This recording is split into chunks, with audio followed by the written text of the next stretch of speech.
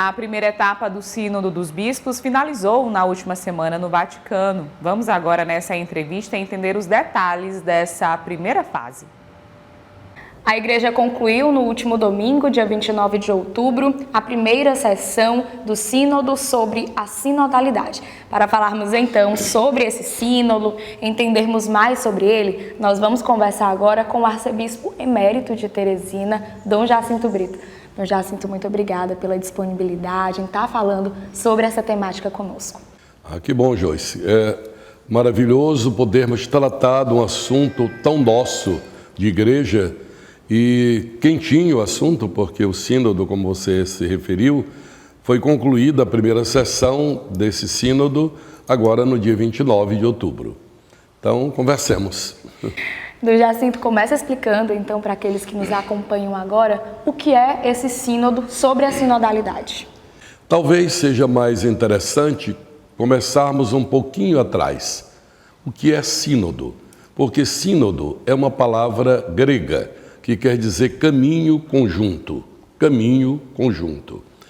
A igreja sempre teve sínodos, desde o seu início.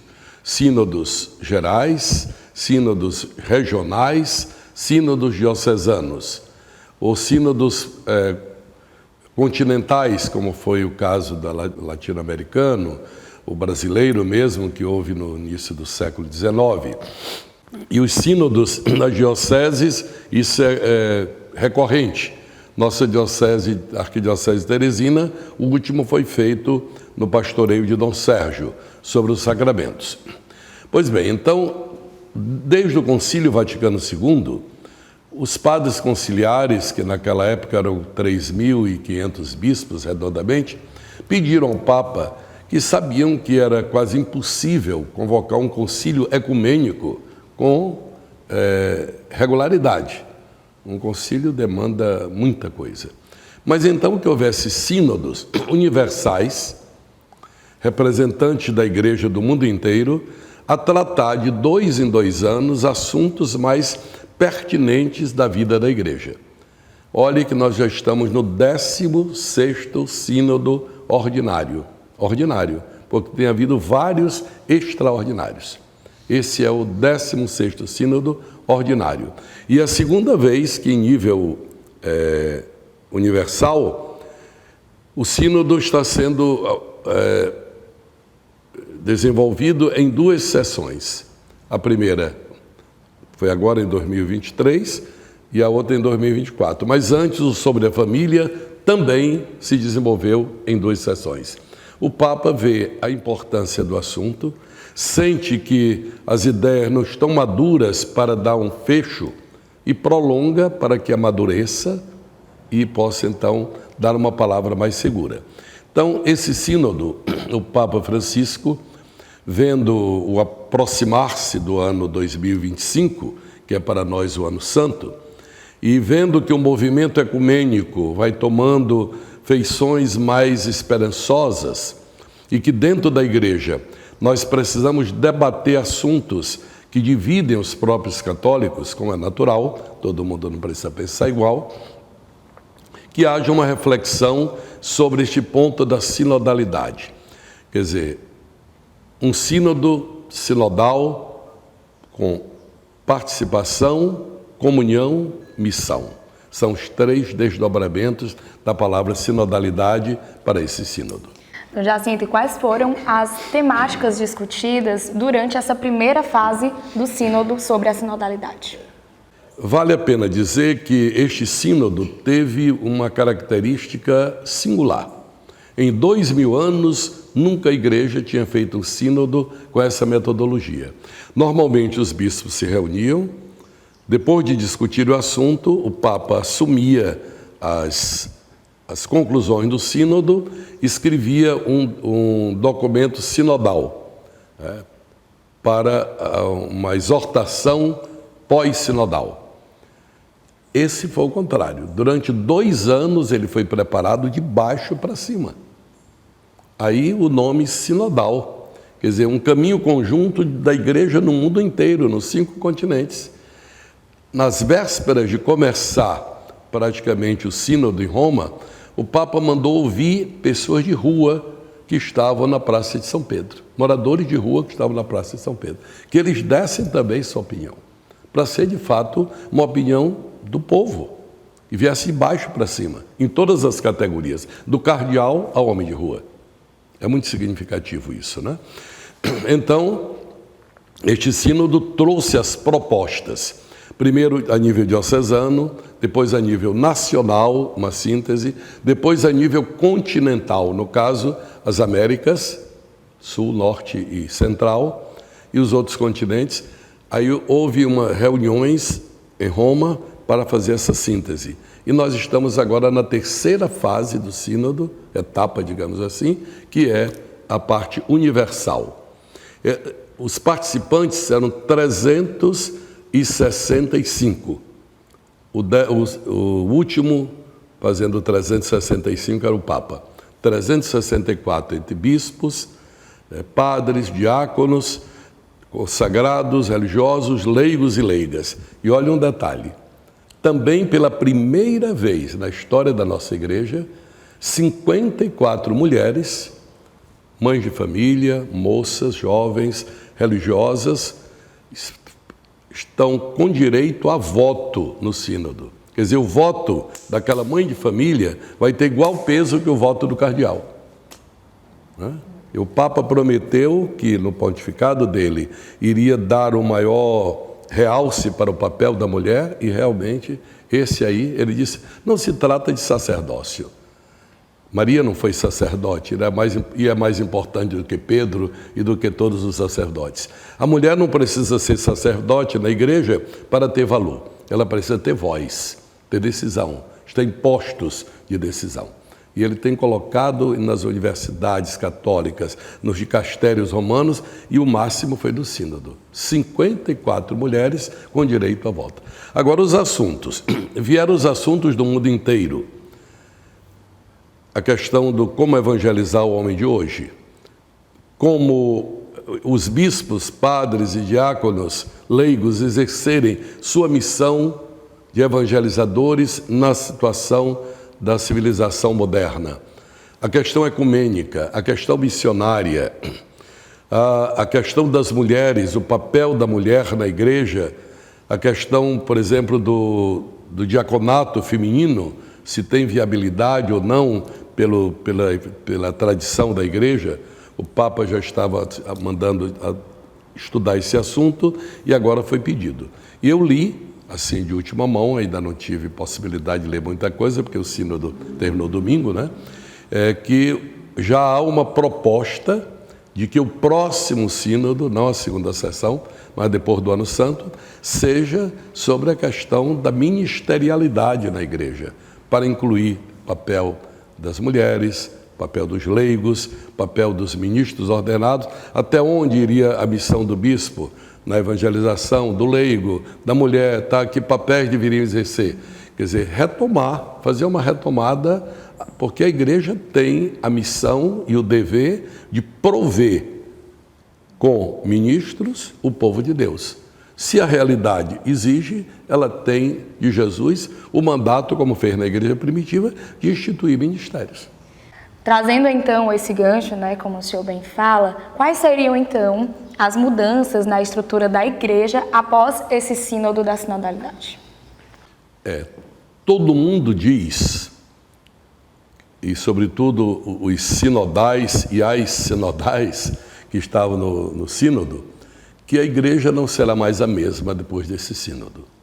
Não se espera, como nunca aconteceu na história da igreja, que terminado o sínodo, no outro dia tudo é novo. Não, isso, numa igreja com quase 3 bilhões de membros, nos 5 continentes da Terra, você não pode esperar uma mudança, não é?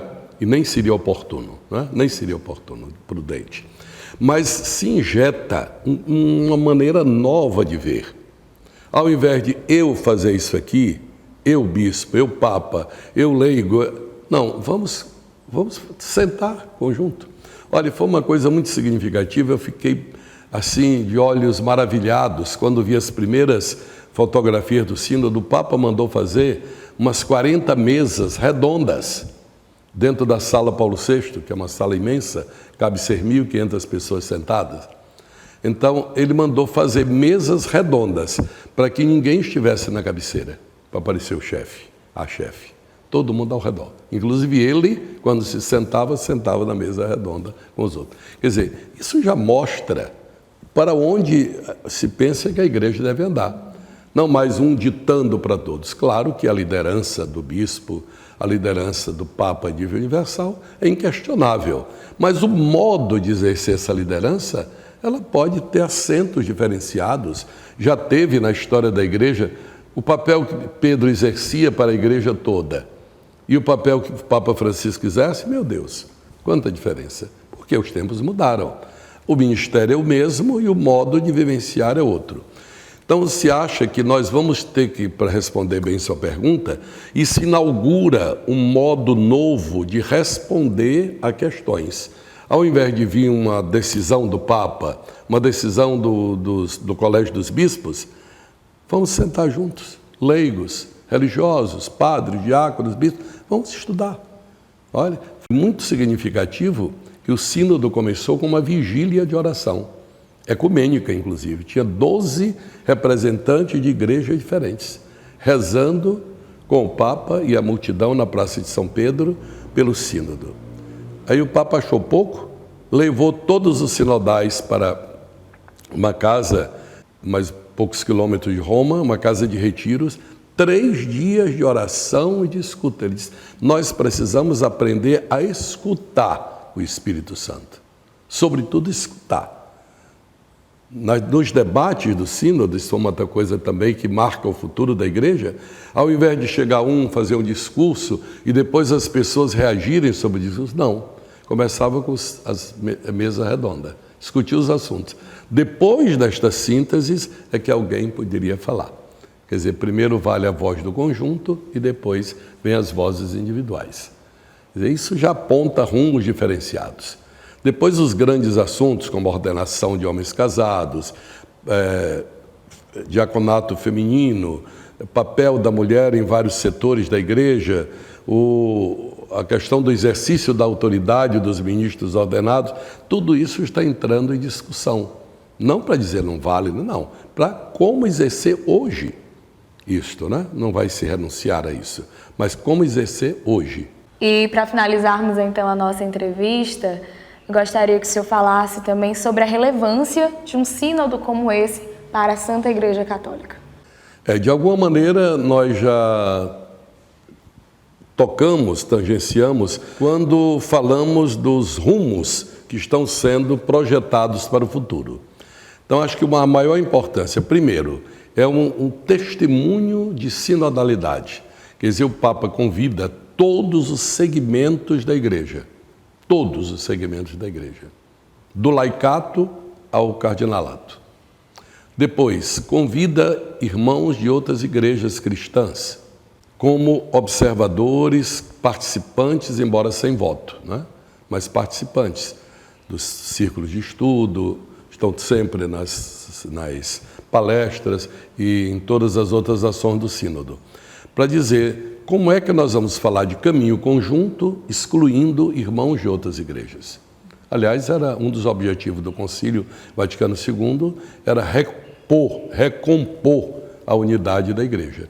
E está muito claro, depois de 60 anos, que essa unidade vai ser recomposta muito mais pelo coração do que pela discussão de dogmas, de doutrinas e tudo, né? Nós vamos nos aproximar por aquilo que é característico do cristão, o amor. Nisto todos conhecerão que vocês são meus discípulos, se vocês se amarem uns aos outros. Então, por esse caminho que Jesus deixou é que vamos entrar mais em comunhão. Então, essa dimensão do ecumenismo como sendo uma dimensão irrenunciável, como também ouvir as instâncias mais simples da vida da igreja, não só coisas que têm maior relevo, as mais simples. Está lá, um morador de rua tem o que dizer a partir da sua realidade. A dona de casa tem o que dizer a partir da sua realidade. O bispo tem o que dizer a partir da sua realidade. Juntando tudo isso, você tem uma visão conjunta. Nos ensinando que nas paróquias não pode se chegar a dizer aqui quem manda sou eu sou o pároco, aqui quem manda sou eu sou o bispo. Isso é uma coisa totalmente fora de esquadro. Isso não existe na igreja. Até porque nós, ministros ordenados, fomos feitos para servir a comunidade e não para nos servir da comunidade, né? Isso não existe, seu dono. Nós temos os mecanismos dos conselhos de Conselho Pastoral, Conselho de Assuntos Econômicos, como instituição constitutiva da vida da paróquia e da diocese. Antes de começar o sínodo, Roma mandou me perguntar, como bispo diocesano, se os conselhos pastoral e econômico da arquidiocese estavam funcionando. E como estavam funcionando. Para dizer, se eu quero coisa lá em cima, tem que começar aqui de baixo. Se a paróquia deseja ver mudança na igreja, ela tem que começar por ela mesma. Uma paróquia onde os leigos não têm voz nem vez, são apenas marionetes conduzidas pelo líder, ministro ordenado, então isso aí está longe de ser uma igreja sinodal. Agora, isso é um processo. Nós vamos passando do autoritarismo para a sinodalidade, da autorreferencialidade para a comunhão. Isso é um processo de conversão, por isso que não é fácil. Dom Jacinto, eu gostaria mais uma vez de agradecer a sua disponibilidade em estar falando sobre esse importante tema para a nossa Igreja Católica. Para mim é algo que transborda meu coração poder vibrar com a igreja nesse momento e com aqueles que vão nos ouvir e ver, partilhar aquilo que a gente tem a ocasião de conhecer, por estar mais por dentro da vida da igreja, a fim de que a igreja toda seja contagiada por esse perfume da sinodalidade. Muito obrigado.